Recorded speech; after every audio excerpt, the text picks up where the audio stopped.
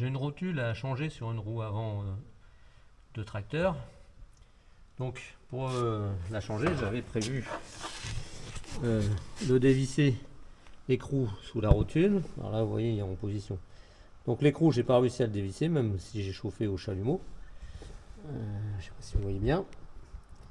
Donc j'ai coupé et je l'ai terminé en fait au tournevis, parce que comme il y a une petite encoche, j'ai pas coupé à ras. Donc maintenant il n'y a plus d'écrou en dessous.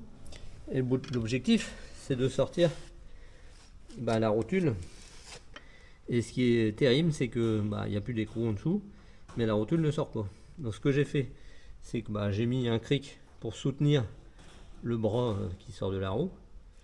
Et j'ai essayé avec un chasse-rotule de l'extraire. Et mon chasse-rotule, a priori, il n'est pas assez fort, c'est super costaud.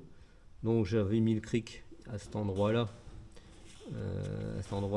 pour essayer de faire, mais bon, cette barre-là, elle plie et ça sert à rien.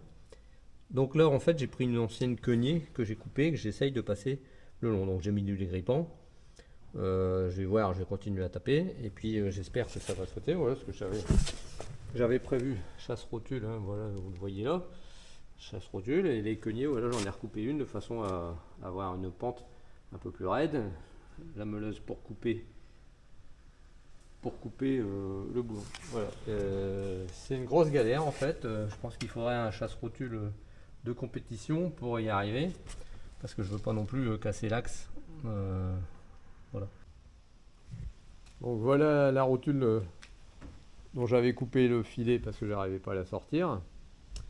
Et j'avais, vous voyez, c'est un cône, et donc ce cône là est pleinement soudé dans le montant de la roue. Donc en fait j'ai été obligé de chauffer 2-3 fois, refroidir, et d'utiliser en fait un vieil outil là, que j'ai retrouvé, que j'ai mis entre la rotule et le montant de la roue, plus un burin très fin, et ça m'a permis de le faire sauter.